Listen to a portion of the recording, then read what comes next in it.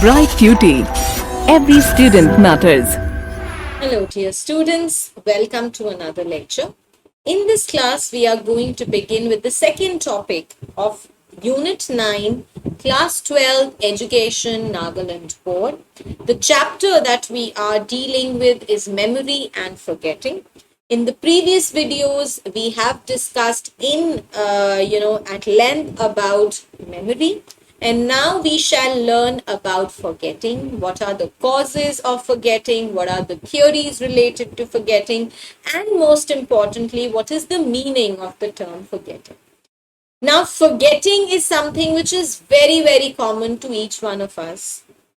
It is exactly the opposite of remember. If I'm not able to remember anything, what will I say? I'm sorry, I have forgotten. We as educators hear this every passing day when the students tell us they have forgotten to do their homework or forgotten to bring a book or a notebook.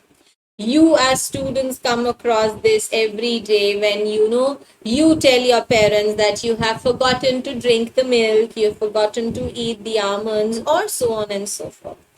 So, whatever we have learned, there is always the possibility of forgetting that with the passage of time. What you learned at the elementary school, though we tend to remember it, it is there in our long-term memory, but with the passage of time, that is going to become very blurred. Partial forgetting will take place. We will remember half of it while we would have forgotten the rest of it. So, when you are unable to recall what you had learned previously, it is what is known as forgetting. So, not being able to learn not being able to recall what you have learned is what we understand by forgetting. Every day there are so many things that we tend to forget. Our mother sends us to the market, gives us a list of grocery that ought to be brought from there, and we end up home forgetting one thing or the other for sure. So, forgetting takes place when you have learned something. If there is no learning, there is no forgetting, obviously, right? This is for sure. Therefore, forgetting and remembering are two opposite sides of a coin. Something, after you have learned something, some portion of it will be remembered by you, while some portion of it will be forgotten by you. Now, at times, forgetting is temporary, and later at night when you are speaking, you're sleeping, you remember something that you were trying to recall in the afternoon. So basically, forgetting can be temporary when you are able to remember it later on, as well as forgetting can be permanent when you cannot remember anything under any circumstance. This has got something to relate with your clinical, or we've got some illnesses that tend us to forget something permanently. So it can either be permanent or it can be temporary in nature. Now, according to a few famous psychologists, forgetting can be defined as, according to Aristotle, forgetting is fading of the original experience with the passage of time. As the time keeps on passing by, whatever originally you had experienced, you are going to forget that. It is going to happen because you have discontinued that. Something that you continue to do every day, you will never forget it. But something that you learn but you stop doing it over a period of time, you will certainly forget that. According to Mann, forgetting is the loss, permanent or temporary, of the ability to recall or recognize something. So, as we have already discussed, forgetting can either be permanent in nature or it may be temporary in nature. But again, this means that when you are not able to recall or when you are not able to recognize something that you have already learned. According to Drever, forgetting means failure at any time to recall an experience. So, any time of the day, even if for a second you forget to recall an experience when you were trying very hard but you just could not. That is also a part of forgetting. According to Bhatia, forgetting is the failure of an individual to review in consciousness an idea or a group of ideas without the help of original stimulus. So, without being helped, if you are not able to remember something, if you're not able to recall or recognize something, that is again what we mean by forgetting.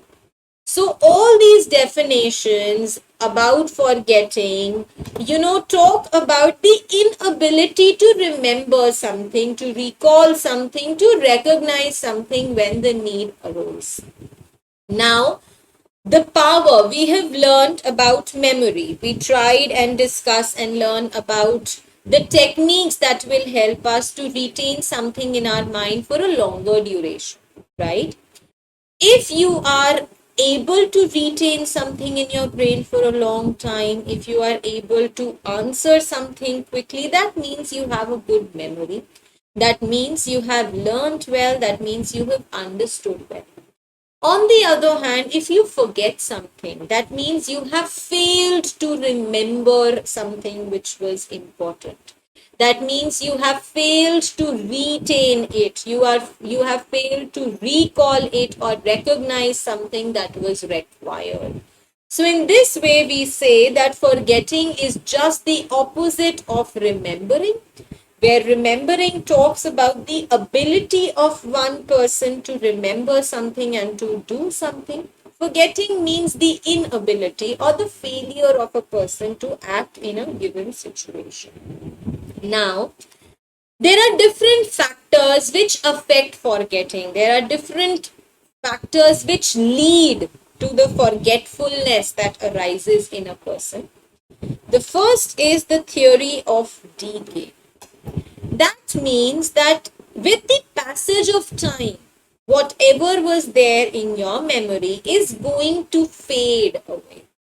New impressions, new experiences will be added in your cerebral cortex, and this ways the older things are going to get decayed automatically.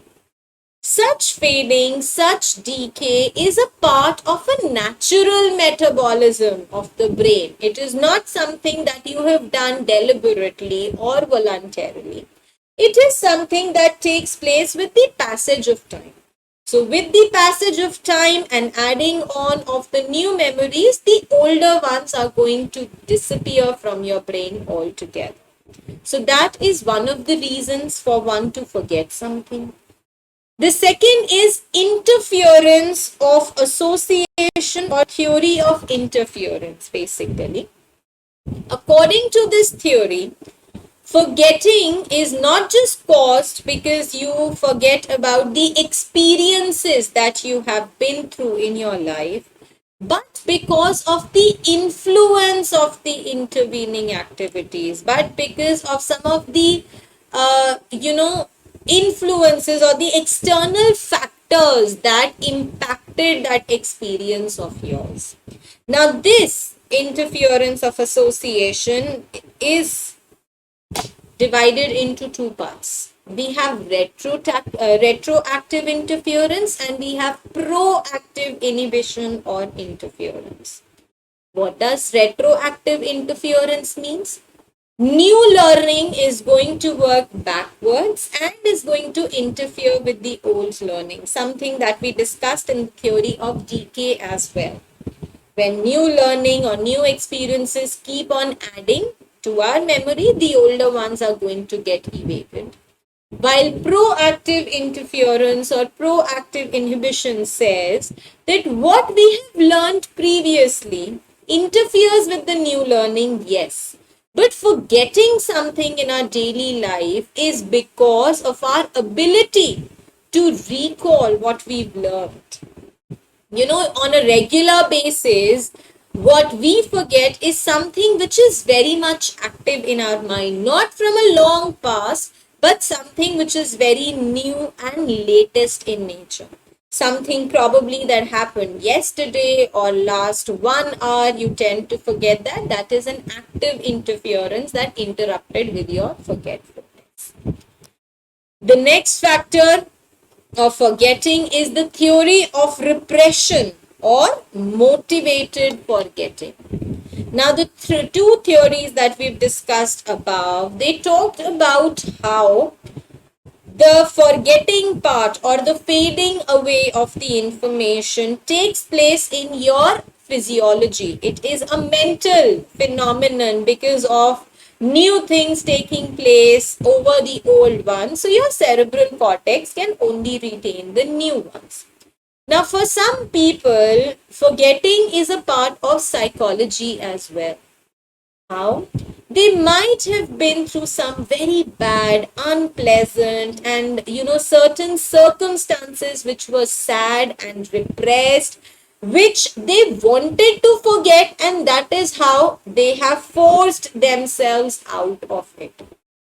Therefore, this repression, this motivated forgetting, this voluntary forgetting that takes place is because you are afraid of remembering those experiences. Okay, to think about people, to think about losing people whom you love, to think about somebody who's now no more with us, people who've hurt us.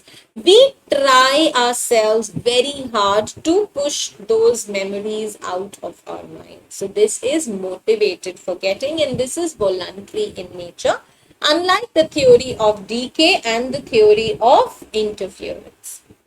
The next factor that influences forgetting is your emotions. At times what happens due to a change or due to an increase in emotions of fear, of anger, or of love lead you to forget some experiences you've had previously in life. For example, a student who was in dread of coming to school because his teacher was not that good. Okay, he was very scared of his teacher was very strict. So the student had those memories of a strict teacher and was always afraid of coming to school.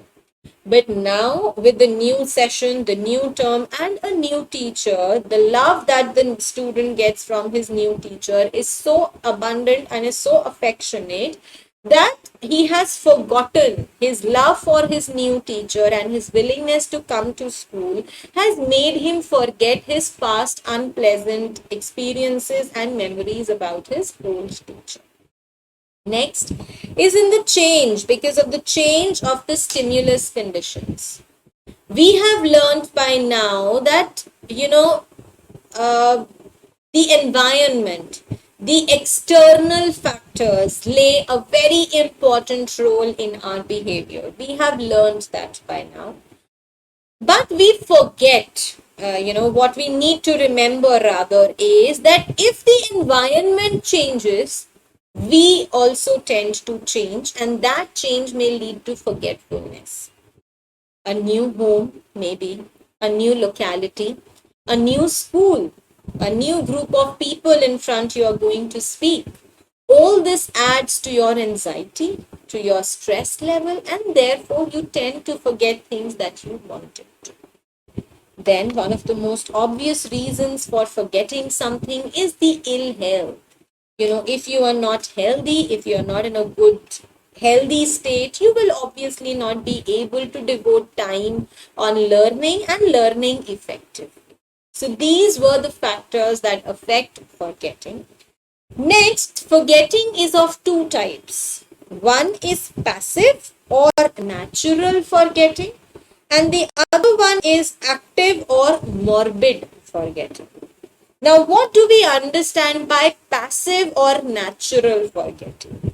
This means when we forget something because of a natural process, as we've discussed in the theory of decay and the theory of interference. When new memories, new experiences are added to our memory, our cerebral cortex is not able to retain the old ones plus the new ones. So the old ones start to fade away gradually and only the new ones remain. So in passive forgetting, we don't try to push out a memory out of our brain. It is something which takes place naturally. With the passage of time, with the growing age, with new experiences, with new learnings, the old experiences and learnings fade away. On the other hand, active or morbid forgetting is when one deliberately, voluntarily, willingly tries to get away with a few memories in one's life. Again, this is very much related to repression. When you force the memories out of your system, things which are very unpleasant to you, thinking about something that hurt you, thinking about people who left you, all these memories add pain and worries and stress in your life, and therefore you want to be rid of these memories. So you push these memories out of your brain, and this is done by you deliberately and is called active forgetting. Now we know what are the factors which affect forgetting, what are the two types of forgetting, what are the causes of forgetting, what are the reasons basically that lead to forgetfulness. The first reason is faulty memory process. At times what happens is we come across a huge list of information or a huge detail in front of us, but we tend to remember only a part of it. Only something which we could hear and retain is going to stay with us, and the rest is going to just get discarded. So, what happens is that, at times we think that we have forgotten something. Why do we think that we've forgotten something? Because we did not try to remember it properly in the first place. Since we did not try to remember it, since we did not try to memorize it properly, we obviously are going to forget it in any case. So unless we don't try to put something in our memory in a proper manner by following a proper technique, it is going to be forgotten by us in any case. The second cause of forgetting is interference. Again, interference means the impact or the influence of an external factor. Now, interference is of two types. We have proactive inhibition and we have retroactive inhibition. What do we mean by proactive inhibition? It means,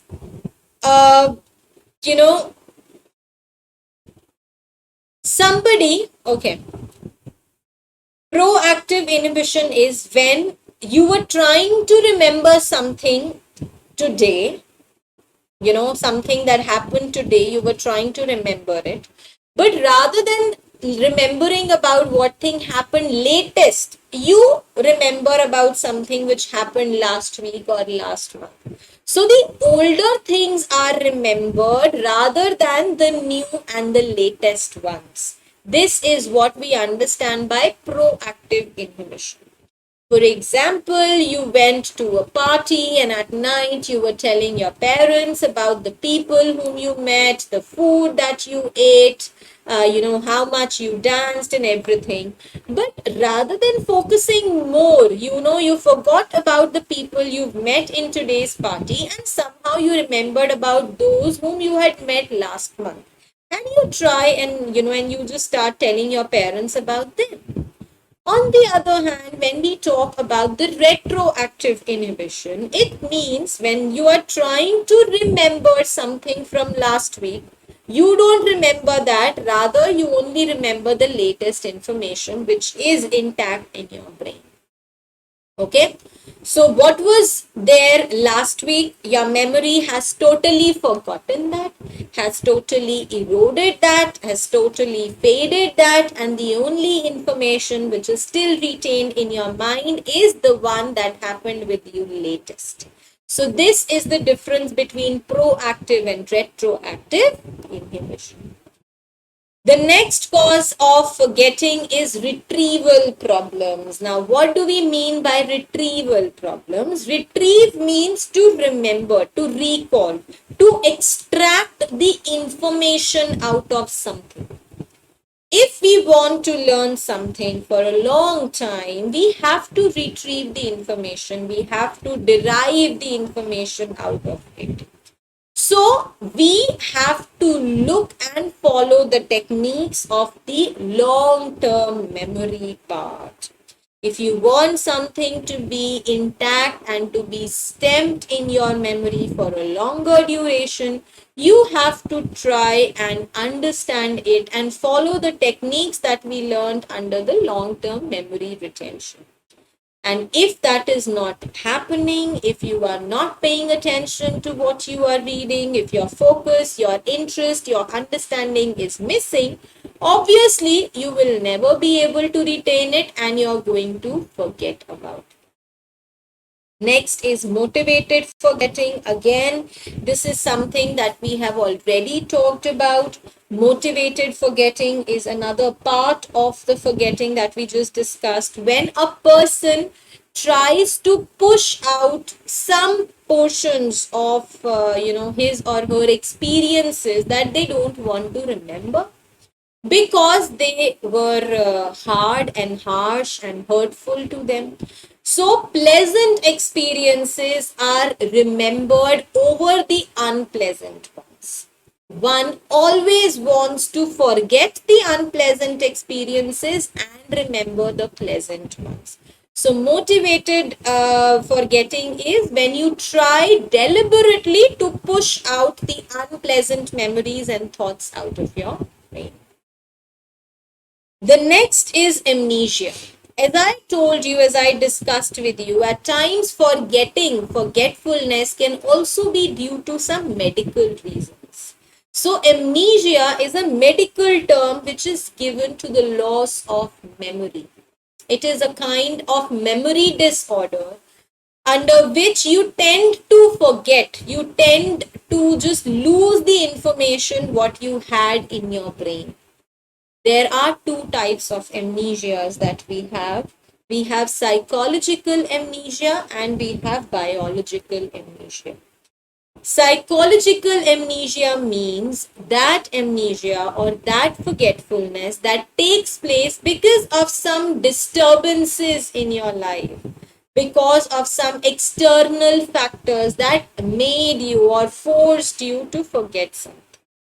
Now, psychological amnesia can further be subdivided into various parts. The first one is childhood amnesia. What do we understand by childhood amnesia? Again, as we grow up, whatever unpleasant childhood memories we had, we tend to forget them. As a child, if there were some errors that we made, there were some things that we did that we would never have done if we were old and thoughtful, we try to erase that out of our memory. Another reason for childhood amnesia may be the difference in the encoding of the language. When you are a child, you are not able to understand a lot of things, and therefore you tend to remember something in your own views, in your own ideologies. But as you grow older, you learn the basics, you understand everything at length, you understand what you was taught to you when you were a child. This leads to the problem for you to recall what you had already learned. Now, with a better understanding of the things, you tend to remember only the better version of it and not something which was incomplete or vague or uncertain.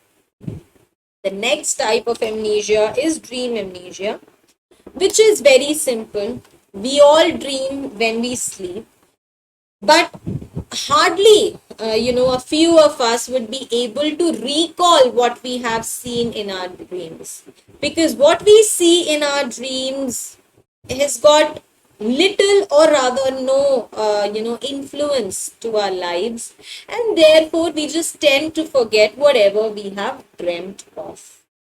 And the last type of psychological amnesia is defensive amnesia. What do we mean by defensive amnesia? This means that when a person tries to forget something because he wants to overcome some anxiety, or because he wants to, be more confident and bring forth his or her self-respect. For example, people who are suffering from defensive amnesia, they might forget their name, their office, the name of their boss, the occupation, the names of their relatives, but they will never think about, forget about eating, drinking, and talking. Why does this take place? Because the individual who has forgotten about his office or has forgotten about the relatives forgot them because of the attack to their self-respect that was done by them. He was not very happy in their company. He probably wanted to leave that job. When in between the relatives also, the only thing he got was criticism, and therefore he forgot. So this condition, is actually a little serious one, because such people, they run away, leaving everybody behind them. And this is called fugue. This is a term when one runs away from one's problem to a place which is far away, where nobody knows them, so that nobody can criticize them, nobody can, blame them. That is fugue. And this type of amnesia can be with you for weeks, for months, or even for years. So these are the three types of psychological amnesias. The next one is biological amnesia. Now, biological certainly means the inherent or the innate features of a human body. So, such an amnesia, which is a result of some abnormal functioning of your brain. Okay, maybe when you were a kid, you got hit on your head, you met with an accident which impacted your brain, the blood is not flowing properly to your brain, you have got used to taking drugs or alcohol, you've got some brain disease, some damage. So these types of problems may lead one to forget things, and this amnesia is called transient global amnesia. Transient global amnesia is the term which is given to it. It is called global because everything that the person had prior to that, brain damage or accident or getting into drugs and alcohol is lost totally. And this state is so bad, your brain is not functioning, so you will not be able to make any new memories also. The past experiences are gone and the new experiences are not going to be formulated. Now, these amnesias can further, this biological amnesia can further be subdivided into anterogate amnesia. What does it mean? You are unable to store any new information after the incident. Whatever you remembered prior the incident, accident, that is still intact. But after the accident, nothing gets stored here. On the other hand, the opposite to this is retrograde amnesia, which means before the incident, you've forgotten everything, but whatever happens to you now after the incident is going to be there in your brain.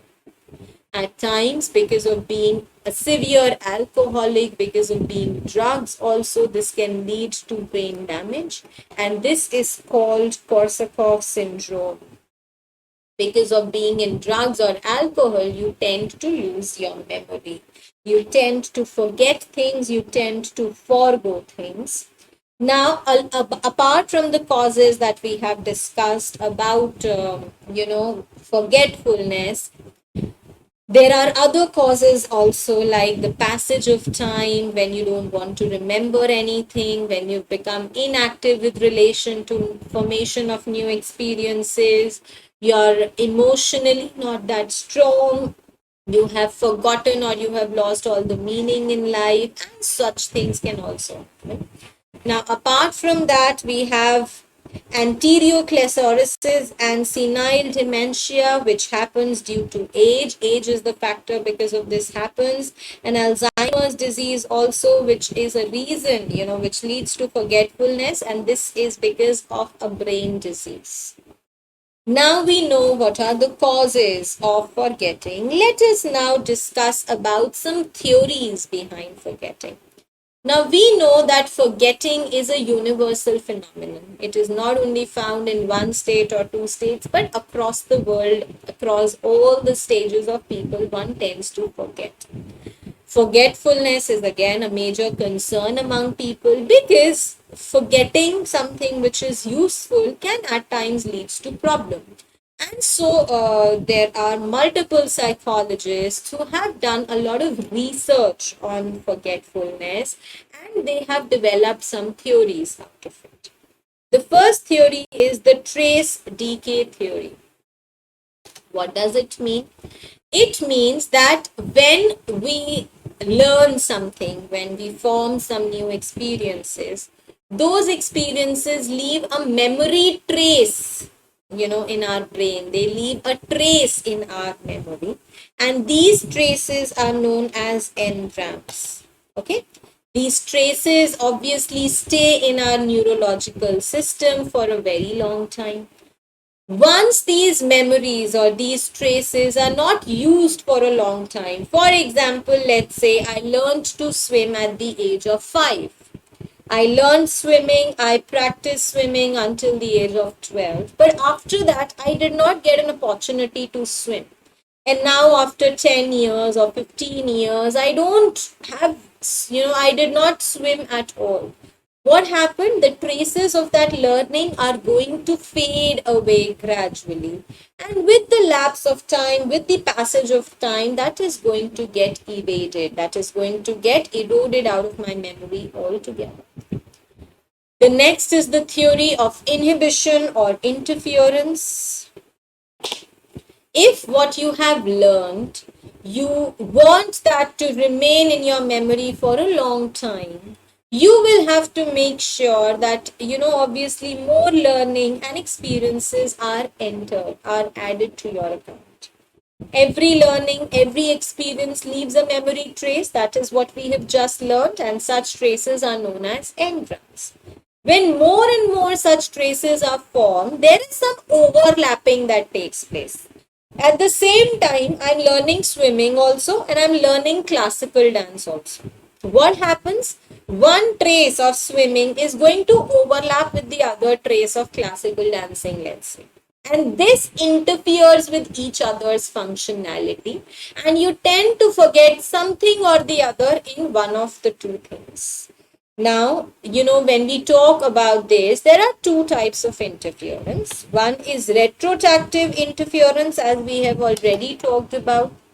What does retroactive inhibition or interference means? New learning is going to interfere with what you learned previously. You remember what you learned latest, but you have forgotten what you learned earlier. And proactive inhibition or interference means when you learn, you remember what happened with you earlier, but have forgotten the latest one. So these are the two types of interferences that we deal with. And the last theory that was developed for forgetting was the repression theory. Again, repression is something in which a person deliberately, purposely throws the unpleasant and unrequired experiences and traces out of one's mind. Every experience creates a trace. Those experiences which are painful and unpleasant, we want them to be pushed out of our brains consciously. We don't want to remember them. We are motivated. We are trying very hard to push those experiences out of us. This is motivated or purposeful forgetting. We don't want to remember the things which were not good to us. So these were the theories of forgetting, and now this, my dear students, was the end of your unit. We've learned about the meaning of forgetting. We've learned about the factors influencing forgetting. What are the theories? What are the causes of forgetting? So what did we learn in this unit? We learned about memory. We learned about the meaning of memory, which means the ability to retain information in your brain. We learned that brain is able to retain the information after a long process. There is learning, there is recall, there is recognition, review, and all that. We learned about the types, the factors of memory that were learning, retention, recall, and recognition. We learned about the characteristics of the good memory and how can one get rid of, the problems which can lead to a bad memory. We learned about the ways in which one can improve the memory as well. Then we learnt about forgetting, the meaning of forgetting, and the fact that forgetting is just the opposite of remembering. We learnt about the factors that affect forgetting, the causes that lead to forgetting, as well as the theories related to it.